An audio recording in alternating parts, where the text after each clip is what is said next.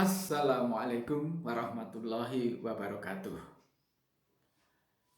Yang pertama, marilah kita selalu menghaturkan rasa syukur kita kepada Allah atas limpahan rahmat dan hidayahnya. Alhamdulillah kita dipertemukan meskipun eh, kalian di sana, saya di sini, dan teman-teman kalian juga menyebar kemanapun, tetapi kita bisa satu, bisa lewat media seperti ini.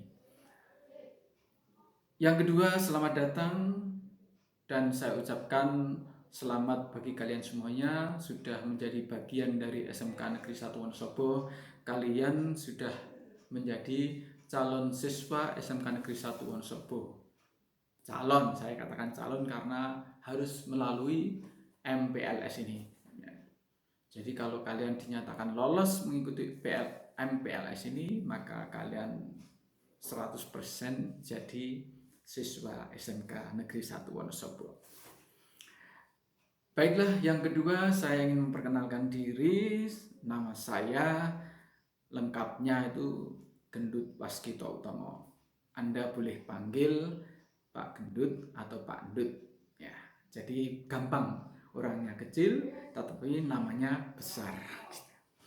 Di sini saya akan menjelaskan tentang apa itu PKL, praktek kerja lapangan PKL, dan dilanjutkan apa itu KI, kunjungan industri.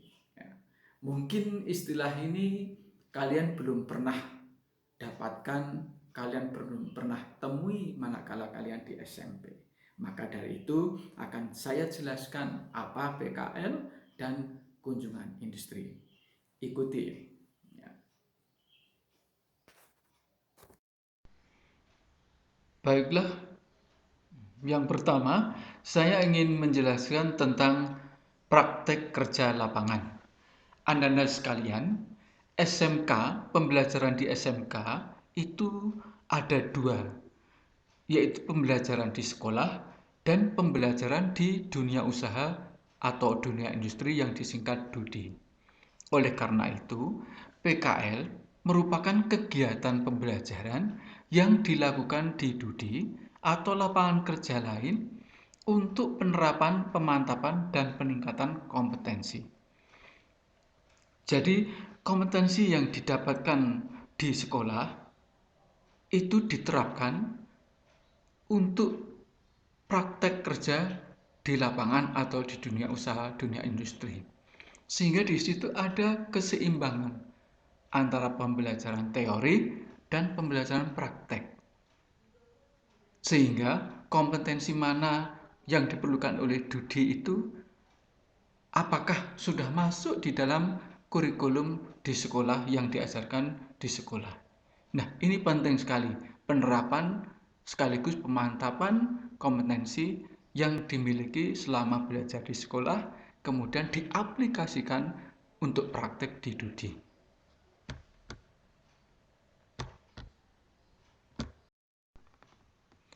Lalu tujuan PKL itu apa? Anda semuanya, tujuan PKL antara lain yang pertama, memberikan pengalaman kerja langsung kepada peserta didik dalam rangka menanamkan iklim kerja positif yang berorientasi pada peduli mutu proses dan hasil kerja. Perlu kalian ketahui bahwa siswa atau peserta didik itu bekerja di dunia usaha, dunia industri, itu mendapatkan pengalaman real tentang pekerjaan, jenis pekerjaan, alur kerja, dan suasana kerja yang sesungguhnya. Oleh karena itu, akan tertanam di dalam peserta didik, di dalam pikiran peserta didik itu bahwa bekerja itu seperti ini toh. Bersikap itu seperti ini. Menyelesaikan pekerjaan ini seperti ini. Itu merupakan pengalaman yang luar biasa yang didapatkan ketika melakukan praktek kerja di DUDI. Yang kedua, yaitu memberikan kesempatan kepada peserta didik untuk membangun dan mengembangkan kepribadiannya yang berkarakter. Anak-anak semuanya, bahwa di dalam praktek kerja secara real di Dudi itu, di dalam diri siswa akan terbangun kepribadian, antara lain pribadi yang bertanggung jawab. Kenapa? Karena di dalam praktek kerja itu, siswa diperintahkan dan diberi pekerjaan untuk menyelesaikannya dalam jangka waktu tertentu, itu mendapatkan target yang harus diselesaikan itu seperti apa. Nah, ini akan membentuk karakter tanggung jawab, amanah, sekaligus disiplin. Nah, kepribadian ini sangat bermanfaat nilainya manakala nanti dia betul-betul terjun di dunia kerja.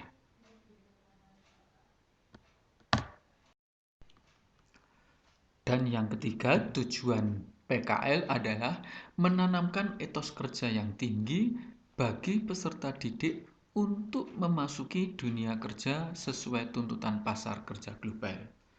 Anak-anak semuanya, di dunia usaha, dunia industri tersebut, siswa kan mendapatkan pengalaman. Siswa mengetahui suasana kerja, sehingga akan terbentuk, akan tertanam etos kerja di situ. Di mana ini akan sangat bermanfaat nantinya manakala dia memasuki dunia kerja yang sesungguhnya setelah lulus. Yang keempat, tujuannya adalah memenuhi hal-hal yang belum dipenuhi di sekolah agar mencapai keutuhan standar kompetensi lulusan. Di sekolah, siswa mendapatkan teori kompetensi yang dibutuhkan di dunia usaha dan dunia industri. Tetapi sekali lagi, bahwa kompetensi yang didapatkan itu belum lengkap kalau dia belum melihat dunia nyata, dunia kerja nyata. Maka di Dudi itu dia mendapatkan kompetensi, mendapatkan kemampuan, mendapatkan informasi yang mana itu akan melengkapi keutuhan dari kompetensi yang diharapkan. Sehingga sekali lagi bahwa hal-hal yang kurang akan bisa dipenuhi manakala dia bekerja praktek di dunia usaha, dunia industri. Selanjutnya, apa manfaat PKL? Manfaat PKL adalah meningkatkan sekaligus mengaplikasikan ilmu atau kompetensi yang diperoleh di sekolah. Jadi dengan PKL itu kompetensinya akan semakin meningkat. Sekaligus bisa menerapkan apa-apa yang didapat di sekolah, teori yang didapat di sekolah bisa dipraktekkan, diaplikasikan di dunia usaha dan dunia industri. Yang kedua, menambah wawasan mengenai dunia kerja. Karena di dalam dunia usaha dan dunia industri itu siswa mendapatkan pengalaman dan bisa memahami situasi kerja yang sesungguhnya, maka disitulah wawasan mengenai dunia kerja akan semakin bertambah. Yang ketiga, yaitu memperkuat kemampuan produktif sesuai dengan kompetensi keahlian yang dipelajari. Anak-anak semuanya, di dalam SMK itu nanti kita akan mendapatkan pelajaran-pelajaran produktif. Artinya pelajaran yang concern pada program keahlian masing-masing. Disitulah namanya itu kemampuan produktif. Nah, ini akan bisa diperkuat manakala itu siswa peserta didik itu mendapatkan kesempatan untuk praktek di dunia kerja dan dunia industri. Yang keempat, yaitu manfaatnya adalah memperkuat kepribadiannya yang berkarakter sesuai dengan tuntutan nilai-nilai yang tumbuh dari budaya industri. Seperti yang saya jelaskan sebelumnya bahwa dengan dengan PKL itu kepribadian siswa itu akan tertanam, karakternya akan nampak. karakter kepribadian yang bertanggung jawab, disiplin, tepat waktu, amanah, tanggung jawab, dan seterusnya.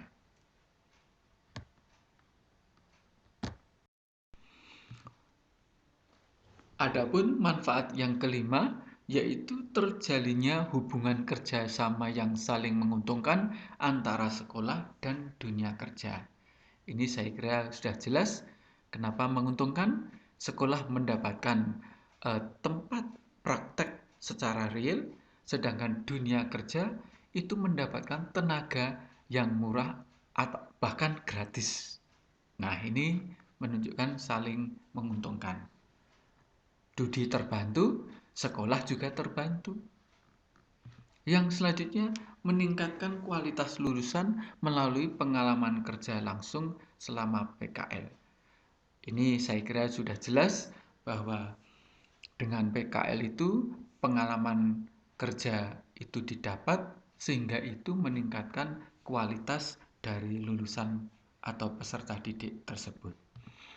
Yang selanjutnya yaitu manfaatnya adalah meningkatkan relevansi dan efektivitas program sekolah melalui sinkronisasi kurikulum, proses pembelajaran, teaching factory, dan pengembangan sarana dan prasarana praktek berdasarkan hasil pengamatan di tempat PKL.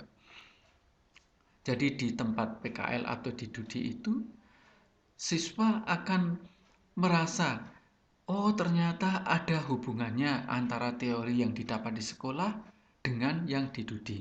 Ada relevansinya. Kemudian program sekolah itu juga akan menjadi efektif karena di dalam praktek di DUDI itu siswa mendapatkan ilmu informasi yang mana itu akan memperkuat dari proses pembelajaran yang ada di sekolah. Kemudian yang berikutnya adalah merealisasikan program penguatan pendidikan karakter berbasis masyarakat secara terencana dan implementatif, khususnya nilai-nilai karakter budaya industri sebagai salah satu bentuk implementasi PP nomor 87 tahun 2017 tentang peningkatan pendidikan karakter. Jadi memang sekarang ini pendidikan karakter sangat ditekankan dan itu sangat relevan dengan program PKL itu, di mana akan ditanamkan secara langsung bahwa kepribadian anak itu akan terbentuk manakala dia itu melakukan pekerjaan di dunia usaha atau dunia industri. Sekarang bagaimana dengan pelaksanaan PKL di SMK 1 Wonosobo ini? Yaitu sekolah yang mencarikan tempat PKL bagi siswa semuanya. Tetapi juga tidak menutup kemungkinan siswa bisa mengusulkan. Mungkin orang tuanya punya hubungan dengan suatu perusahaan atau apa, sehingga anaknya bisa diminta untuk praktek di tempat tersebut. Boleh, itu diusulkan. Kemudian tempat PKL bisa di dalam kota atau di luar kota. Tetapi kebanyakan sampai sekarang itu banyak yang di dalam kota. Tetapi tidak menutup kemungkinan karena SMK di Wonosobo itu jumlahnya terlalu banyak sehingga kadangkala PKL itu bersamaan waktunya. Sehingga sulit untuk mendapatkan tempat PKL itu bagi siswa, maka luar kota lah salah satu solusinya. Meskipun di luar kota juga banyak SMK juga, tetapi itu bisa membuka kemungkinan untuk mendapatkan tempat PKL. Kemudian akomodasi transportasi biaya yang di luar kota itu ditanggung sendiri. Sedangkan yang di dalam kota itu sudah diurus semuanya oleh sekolah. Kemudian lamanya PKL itu selama 3 bulan. Selama ini 3 bulan. Tetapi sebetulnya menurut aturan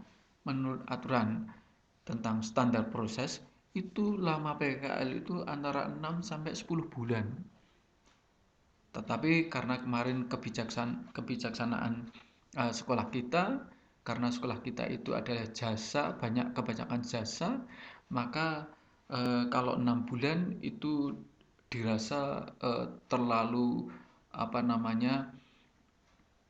sangat mengurangi pembelajaran yang di dalam sekolah, sehingga sekolah kita mengambil lamanya waktu itu cuma 3 bulan. Kemudian pembimbing PKL itu dari dua pihak. Jadi ada pembimbing dari sekolah, ada pembimbing dari Dudi. Dan sebelum terjun ke tempat PKL, siswa itu mendapatkan pembekalan dari sekolah. Ya, pembekalan tentang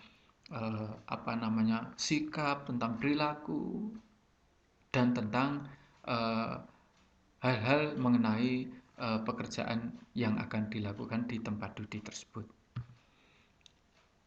Kemudian selama siswa PKL itu ada monitoring, ada inspeksi atau ada yang menengok ke tempat Dudi itu, dan itu dilakukan minimal 3 kali selama PKL itu, yaitu di awal waktu penerjunan, kemudian pertengahan PKL biasanya, dan yang ketiga yaitu pada waktu akan menarik siswa untuk kembali ke sekolah.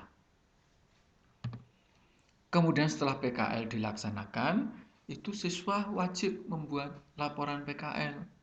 Harus itu, tidak boleh tidak. Nah, laporan PKL itu nanti digunakan untuk pengujian. Jadi ada ujian PKL, yang mana yang terakhir adalah dari ujian tadi, kemudian juga selama praktek itu ada nilai PKL. Nilai PKL ini diambilkan berdasarkan penilaian dari pembimbing di dunia usaha, dunia industri, dan juga penilaian dari pihak sekolah. Nah, berikut ini saya sampaikan foto-foto kegiatan PKL.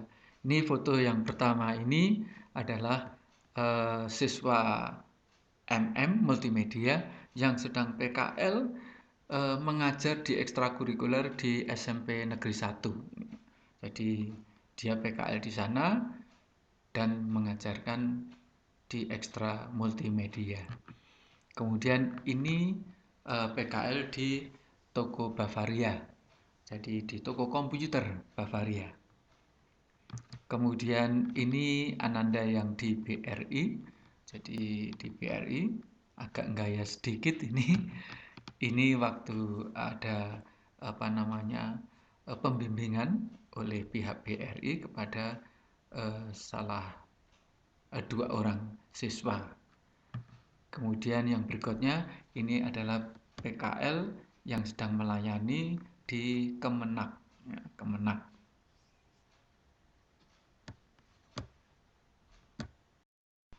Selanjutnya saya sampaikan juga nih foto kegiatan ujian PKL.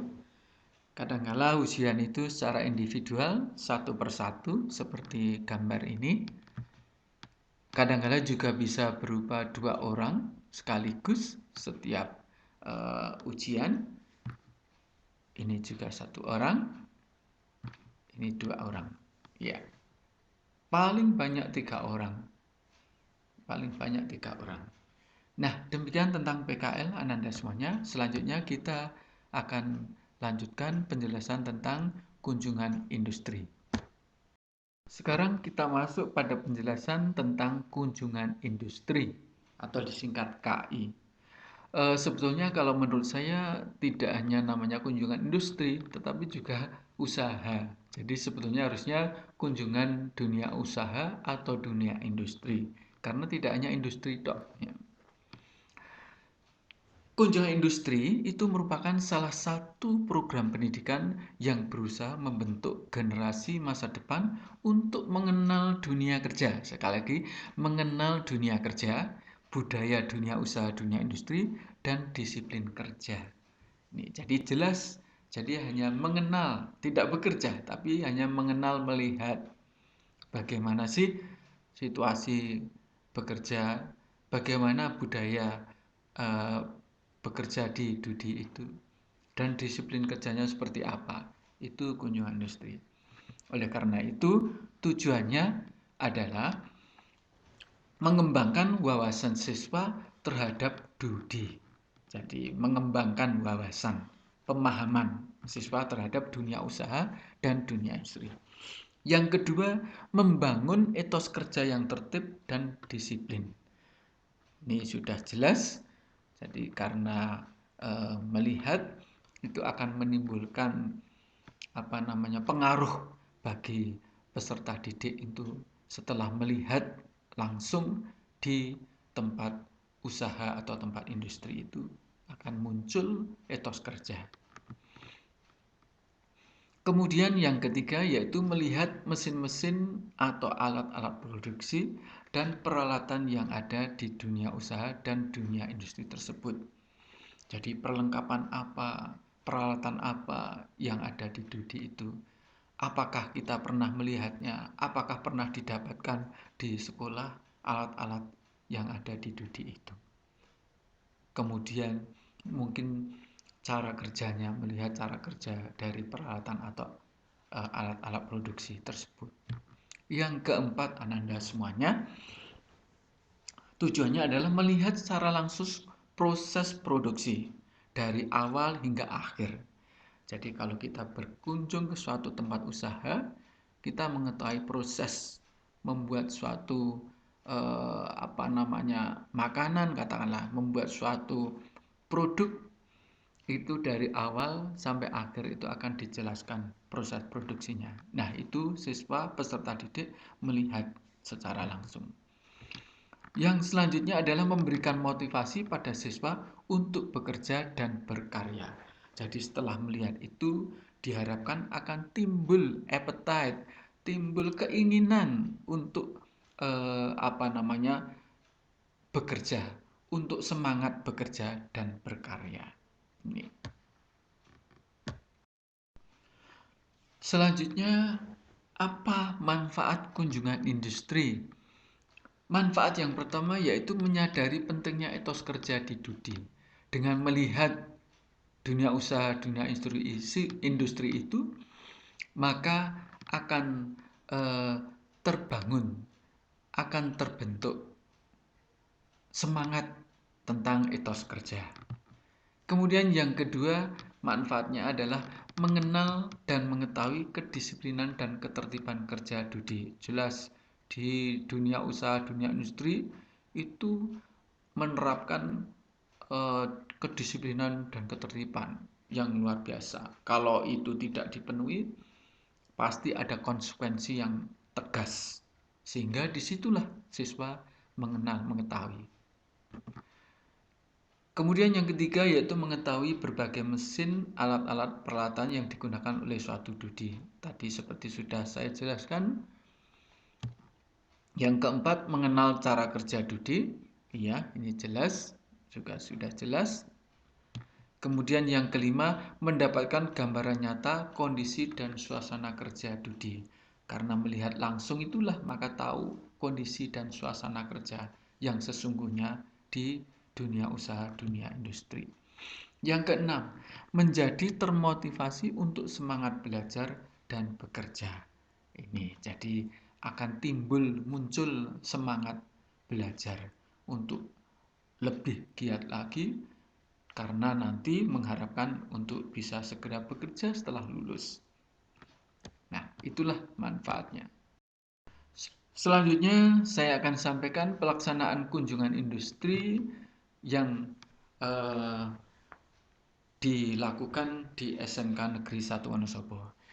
Untuk SMK 1 Wonosobo itu kunjungan industri dilaksanakan di kelas 11 semester 4, biasanya seperti itu. Entah kalau nanti berubah lagi. Jadi semester 11 atau kelas 2, kelas 11 atau kelas 2 semester 4. Kemudian tempat Dudi yang dikunjungi itu ditentukan oleh sekolah. Tetapi wilayah tempat Dudi itu berdasarkan pilihan mayoritas siswa. Jadi nanti siswa itu akan diberi semacam angket pilihan. mau tujuannya kemana? Ke Jawa Timur, ke Jawa Tengah, ke Jogja, ke Bandung, Jakarta, Surabaya, Bali, atau bahkan luar Jawa. Terserah itu. Jadi pilihan wilayahnya itu dari siswa. Mayoritas milih mana. Sedangkan tempat duduknya nanti yang mencarikan adalah sekolah. Kemudian kunjungan industri itu berlanjut dengan wisata. Jadi seneng-seneng kunjungan industri itu pasti senang ya. Senang, gembira ya. Karena setelah kunjungan industri itu bisa dilanjutkan dengan wisata. Ya sekitarnya. Kalau ke Jogja ya sekitar Jogja, kalau ke Bandung ya sekitar Bandung yang terdekat. Demikian pula daerah-daerah yang lainnya. Kunjungan industri itu pasti disertai oleh pembimbing. Beberapa guru dan staf akan ikut di dalamnya membimbing. Dan kunjungan industri itu dilaksanakan atas kerjasama OSIS, sekolah, dan biro wisata.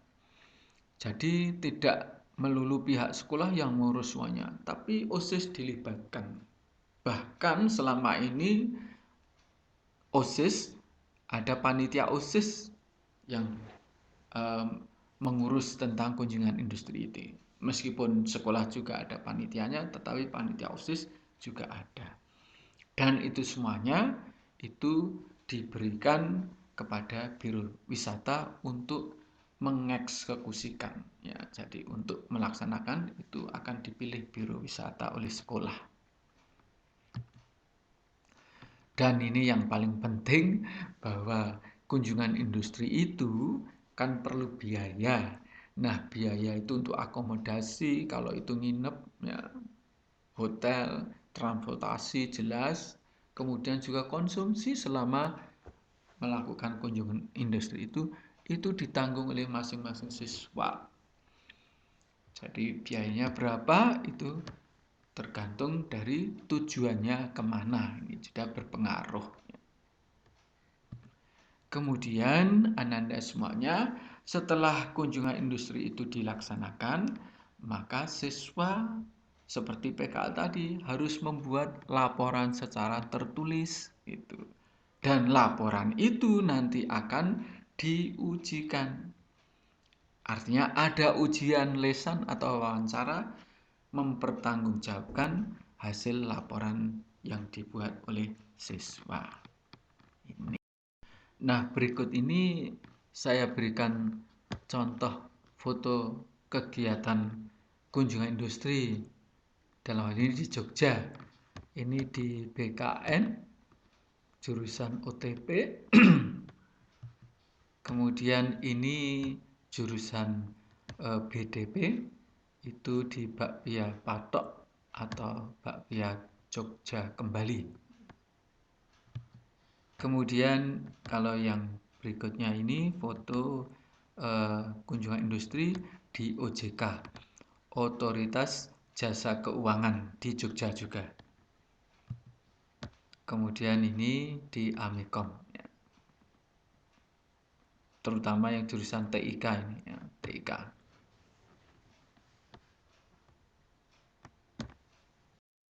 Dan ini contoh foto kegiatan ujian kunjungan industri, yang mana mungkin ujiannya bisa 2 orang, seperti tadi PKL, sekaligus 2 orang diuji. 2 orang ini juga diuji. Ini jurusan AKL.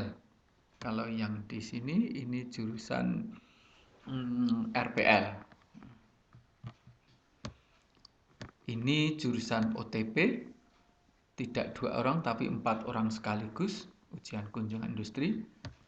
Jadi 4 orang ini membuat laporannya bersama-sama. Artinya satu laporan 4 orang ini mempertanggungjawabkan sekalian. Kadang-kala ujiannya juga individual, ya sendiri-sendiri atau satu-satu, seperti contoh ini. Ini dari jurusan BDP. Nah, itulah contoh foto kegiatan. Ya, begitulah penjelasan saya tentang eh, PKL dan kunjungan industri. Mudah-mudahan bermanfaat bagi kalian semuanya. Selamat melanjutkan aktivitas dan sampai ketemu. Mudah-mudahan pandemi COVID-19 ini segera berlalu dan kita bisa bertatap muka langsung belajar bisa di sekolah semuanya. Sampai ketemu. Assalamualaikum warahmatullahi wabarakatuh.